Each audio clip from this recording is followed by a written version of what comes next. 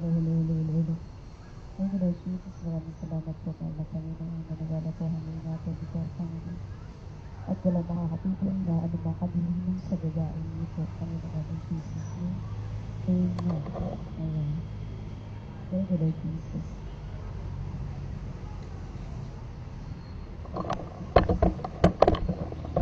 Hello. Ayan. Thank you, Lord. Thank you, Lord. Thank you, Lord Jesus. Thank you, Holy Father. Ayan.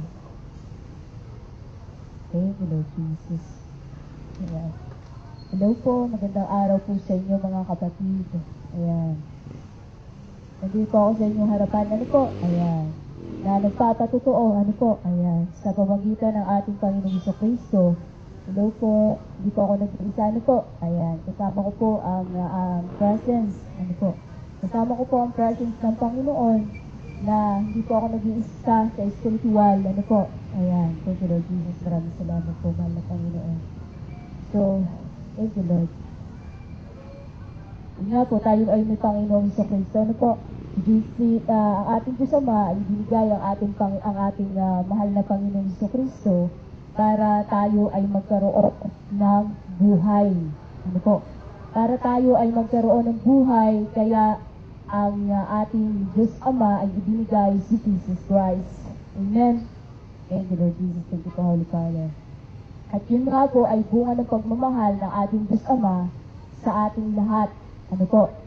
Dahil sa pagmamahal ng ating Diyos Ama sa ating lahat, kaya ibinigay niya si Jesus Christ.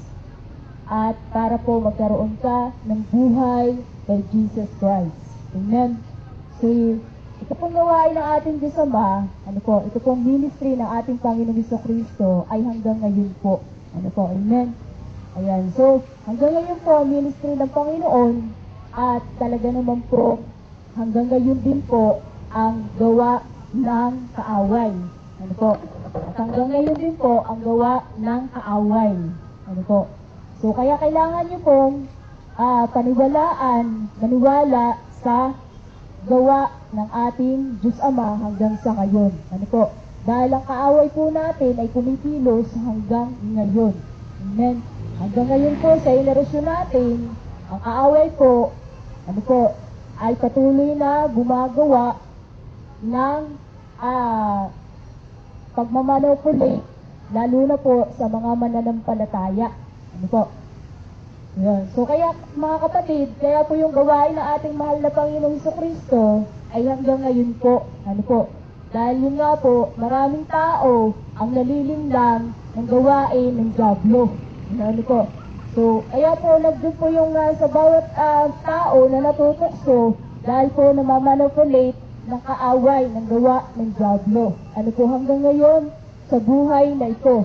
Kaya po, andyan po na nakakaranas ang lahat ng kahit po mananampalataya, hindi lang po ang hindi mananampalataya, ano po, pero talagang mananampalataya po ng ating Panginoong Jesucristo ay nakakaranas ng iba't ibang gawa ng diablo sa buhay po na ito. Ano po? So, nandyan po yung tukso, nandyan yung ikaw ay yung pagtukso sa iyo, ikaw ay sasang-ayon ka sa lahat ng kasalanan. Nandyan din po yung sinasapian ng demonyo, nandyan din po yung tinutorture ng masamang espiritu, na andyan din po lahat na ng kasamaan na pwede kang alipinin ng gawain ng kaaway, ng gawa ng diablo. Amen. So kaya mga kapatid, magising po kayo sa katotohanan. Ano po? Kaya po ang ikaw po bilang isang mananampalataya, kaya nararanasan mo ang magsinungaling, ang magyabang, ang magpadala sa emotional na pakikipag-apid, pakikipagtalit, pagnanakaw, pagchichismis, pagsasalita ng hindi maganda sa kapwa, at paggawa ng kasinungalingan. So lahat na po yun ang kasalanan na yun, ang kasamaan na yun, ay gawain po ng diablo, na kung bakit na-apply mo sa sarili mo dahil ikaw po ay nadadaya ng diablo. Ano po? Kung bakit ka nagkakagawa ng lahat ng kasamaan na yan, ay dahil nandiyan po yung gawain ng diablo spiritual.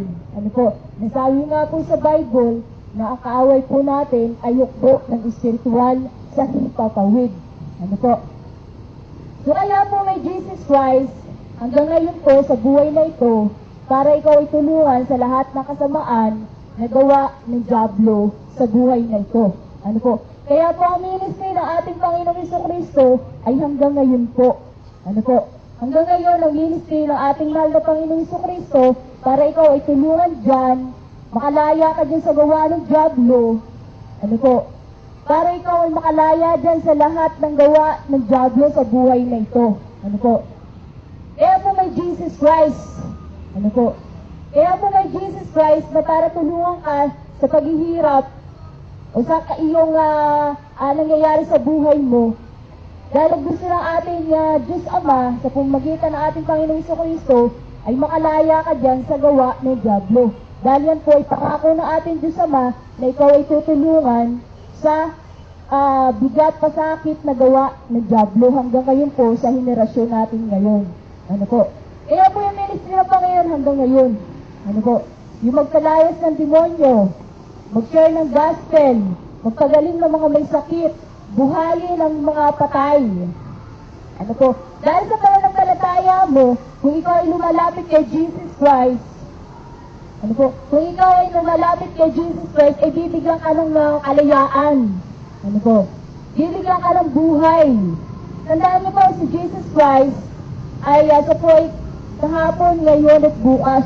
So, si Jesus Christ po, noong mga panahon po na nagmi-ministry ang ating Panginoong Jesucristo, na ayon po sa Mateo chapter 8 verse 16 to 16 na lahat ng dinadala kay Jesus Christ na sinasapian ng demonyo sa isang salita lamang ni Jesus Christ ay pinalayas nila ng espiritu at lahat ng may karamdaman ay pinagaling ni Jesus.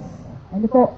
Kaya po si Jesus Christ ay hindi nagbabago, siya po ay kahapon, ngayon at bukas, at hanggang ngayon po iyon ay ginagawa ng ating Panginoong Jesucristo kung paano mapalayain ng mga tao, ang mga mananampalataya, ang mga taong lumalapit kay Jesus Christ na gustong makareceive ng pangako, ayun po hanggang ngayon po ay pinagkakaloob ng ating Panginoong Jesucristo. Amen? Hanggang ngayon po iyon. Ano po? At sa pamamagitan po yun, ng mga anointed vessel ng ating Diyos Ama hanggang sa henerasyon po natin. Amen. Kung yung mga kung si Jesus Christ po ay umakyat na sa taas, ano po, sa kanan ng Diyos Ama, nasa taas na po si Jesus Christ, bagamat ang ating Diyos Ama ay patuloy pa rin hanggang ngayon po na nagbibigay ng kaloob sa mga mananampalataya para gamitin ang ating Diyos Ama na maging isang vessel. Ano po? Ayun. So, kaya yung isang kapatid, kapag po pinahihirapan ng dyablo, nakakaranas na hindi maganda, dahil po sa anointed vessel ng ating Diyos Ama, ikaw ay makakalaya po doon sa mga tao na anointed vessel din po ng ating Diyos Ama. Ano po? Sa pananalig mo kay Jesus Christ, lalapit ka dun po, para yung iyong ipinag-pray, na lumalapit ka, sumisimba ka sa church, na sinasabi mo na, Lord, ako gusto ko pong gumaling, gusto ko pong makalaya, Lord, gusto ko pong yung problema namin maayos na. Ngayon lagi po yung dinadasal mo, sa simbahan, pag nagsisimba ka, at yun ang makakamit mo sa pamamagitan po ng anointed vessel ng ating Diyos Ama. Sa pamamagitan ng iyong pananampalataya sa ating mahal na Panginoong Jesucristo. Amen. At yan nga po ay nangyari, ano po, yun po ay patotoo na talagang ganun po yung ginawa ng ating Diyos Ama kahit na noong paman po na pumili po ang ating Panginoong Jesucristo ng mga apostoles at yun po ay naging example, sila po yung mga naging example hanggang po ngayon sa henerasyon natin. Kaya po ang ating Diyos Ama ay patuloy na nagkakaloob ano po ng kapangyarihan niya sa mga tao. Ano po? Para makalaya sa mga gawa ng dyablo.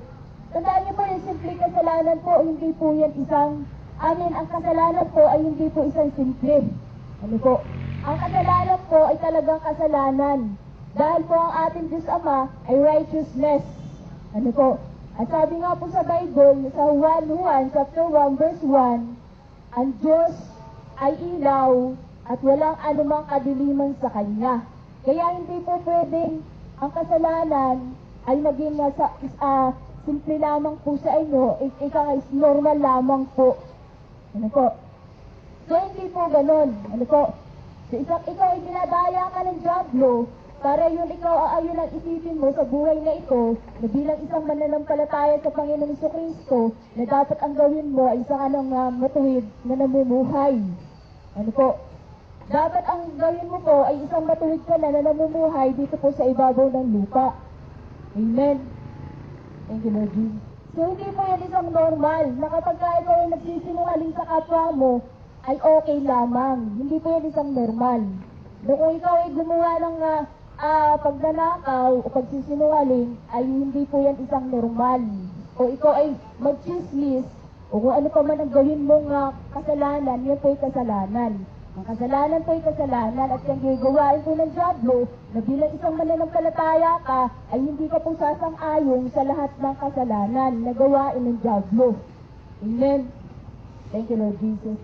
Dahil sa spiritual po, ay talaga naman po nandiyan po ang kaaway kung titingnan niyo po kung bakit ikaw ay napapasang-ayon sa lahat ng uri ng kasalanan. Amen. Dahil po talaga ang kasalanan ay kasalanan. Dahil ang una pa man po, ay talagang wala na pong ginawa ang kaaway, kundi ang mandaya sa pamamagitan ng kasalanan. Amen. Yun nga po, yun na po nag-example si Eva at si Adan. Ano po?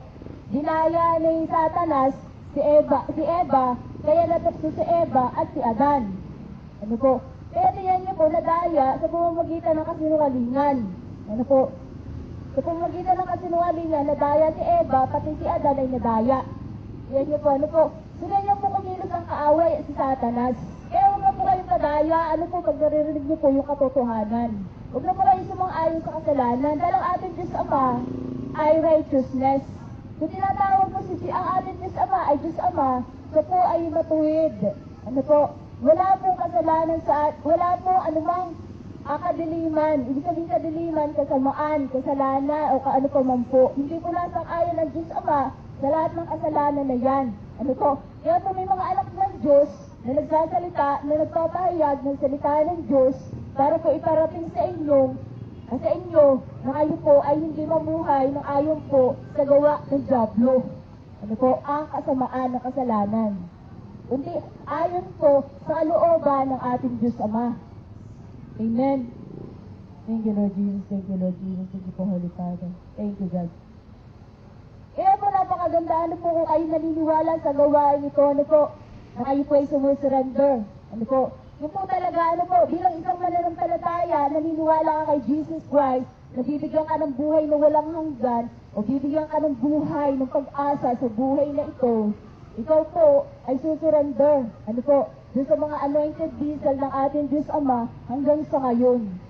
Ano po, kaya mga kapatid, hindi po ito about sa reliyon. Dahil kung naniniwala ka kay Jesus Christ, about po ito sa iyong paniniwala sa Panginoon na ang Panginoon ang Panginoon mo.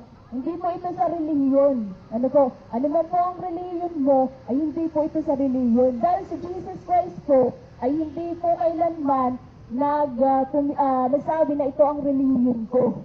Ano po? So kay Jesus Christ po, wala pong reliyon kay Jesus Christ. Kaya po ang ministry ng ating Panginoon ay magpagaling ng mga may sakit. Ano po? Magpalayas ng demonyo. Ano po? Mag-share ng katotohanan. Magbigay ng buhay. Thank you, Lord Jesus. Thank you po, Holy Father. Thank you, Lord. Kaya mga kapatid, ano po? Kayo po ayaw maniwala. Ano po? Kailangan niyo po i-surrender ang sarili niyo kung kayo na may nararamdaman ng sakit po. Lumapit po kayo dito, ipag-pray ko po kayo. Ano po? Kung kayo po ay pinahirapan ng kaaway, lumapit po kayo dito, ipag-pray ko po kayo. Napakaganda po kung kayo po ay makalaya dyan sa pagtutorture ng kaaway. Sa spiritual po, grabe nakayopos ang masamang espiritu sa inyo. Ano po, para kayo i-torture sa inyong sakit sa katawan nyo. Nakala nyo po ay normal. Pupunta kayo sa doktor pero lumalala. Pupunta kayo sa albularyo pero palalalain din. Kaya mga kapatid, kung kayo naghihirap o nahihirapan sa inyong daladalang pasanin, kaya nga sabi ng ating Panginoong Kristo, lumapit kayo sa akin. Kayong mga nahihirapan at nabibigat ang lupa sa inyong mga pasanin. At kayo bibigyan ko ng kapahingahan. Thank you, Lord Jesus. Thank you, Lord. you, God.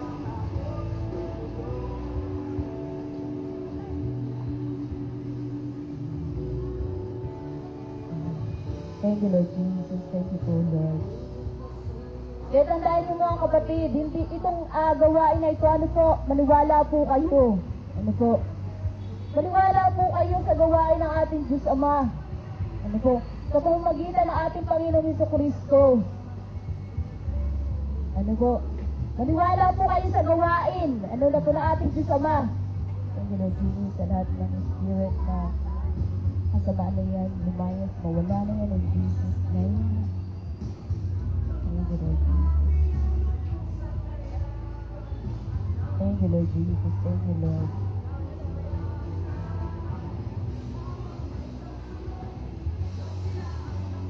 Thank you, Lord Jesus. Thank you, Lord. Tandaan niyo po, mahal kayo ng Diyos Ama at hindi po kayo gusto ng ating Diyos Ama na kayo po ay mapahamak. Ano po? Hindi po gusto ng ating Diyos Ama na kayo po ay mapahamak pagdating ng panahon. Ano po? Hindi po gusto ng ating Diyos Ama na ikaw po ay manatili dahil sa kasamaan na yan. Kaya lumapit ka sa Panginoon para ikaw po ay tulungan. Huwag po ay maniwala sa inyo mga naririnig na kasinungalingan. Tandaan niyo po hanggang ngayon po ang gawain ng ating Diyos Ama. Tandaan niyo po, huwag po kayong maniwala sa kasinungalingan ng masama. Ano po? Tandaan niyo po kaya po may kaharian ng langit. Yung mga tao po na ayaw tumanggap ng katotohanan, yun po yung mapapahamak. Ano po? Yung mga tao ayaw tumanggap ng katotohanan, sila yung napapahamak. Thank you, Lord Jesus. Thank you, Holy Father. Thank you, God. Thank you, Lord Jesus. Thank you, Holy Spirit.